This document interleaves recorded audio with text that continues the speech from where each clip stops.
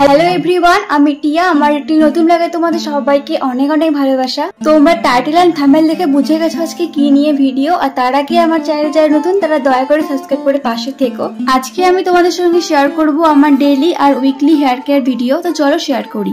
আমি চুলে কোনো কিছু অ্যাপ্লাই করার আগেই না কাঠের চিরুনিতে ভালো করে আঁচড়ে নিই, যাতে কোনো রকম গিট না থাকে। আর কোনো কিছু অ্যাপ্লাই করলে চুলে স্ক্যাল্প ম্যাসাজ করতে সুবিধা হয়। আর কাঠের চিরুনি ব্যবহার করলে ব্লাড সার্কুলেশন বাড়ে, এতে চুল গ্রোথ এবং লং এন্ড হেলদি হয়। এখন যেটা আমি ব্যবহার করব সেটা হচ্ছে রোজমেরি ওয়াটার। এটা আমি রোজ চুলে স্নানের পরে করে দেই। আর হ্যাঁ, বোতলটা দেখে কিন্তু কেউ খারাপ মন্তব্য করো না, কারণ এটা হচ্ছে কলিনের বোতল। আমি এটা ভালো করে পরিষ্কার করি। রোজমেরি চুলের জন্য আমাদের কতটা উপকারী, কতটা ভালো এটা আমরা কম বেশি সবাই জানি। এতে চুল ঘনত্ব বাড়ে এবং চুলকে লম্বা এবং মজবুত করতে সাহায্য করে।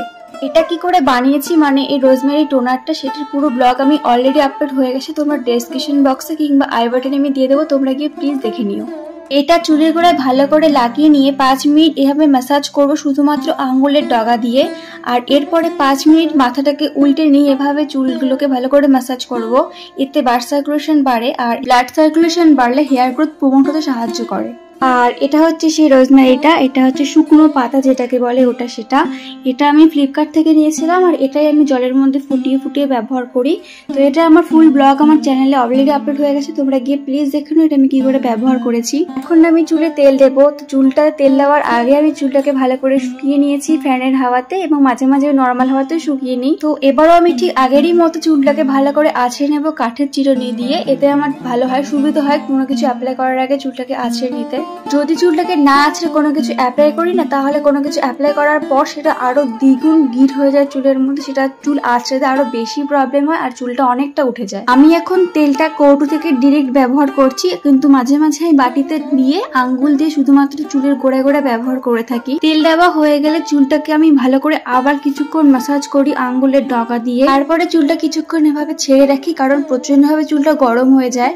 আর এরপরে চুলটাকে বেঁধে নিই, নাছাড়া চুলটাকে ছেড়ে রাখি, নাছাড়া বেনি করে নিই। তেল আমি সবসময় রাত্রিবেলায় দেই, তার জন্য এরকম বেনি কিংবা খোপা করে নিই। পরের দিন ছিল আমার শ্যাম্পু করার দিন। সাধারণত আমি সপ্তাহে 2 দিন তেল আর সপ্তাহে 1 দিন করেই শ্যাম্পু করি। আর শ্যাম্পু করার দিন যে আমার এত ভালো লাগে, কেন যে ভালো লাগে আমি সত্যি নিজেও জানি না। শ্যাম্পু না আমি সবসময় জলের সাথে মিশিয়ে ব্যবহার করি, এতে চুলের গোড়ায় ভালো করে পৌঁছায় শ্যাম্পুটা খুব কম লাগে। আমি ঠিক এভাবেই শ্যাম্পু করি, আর শ্যাম্পু করার সময় চুলটাকে আমি সামনে নিয়ে এভাবেই শ্যাম্পু করি।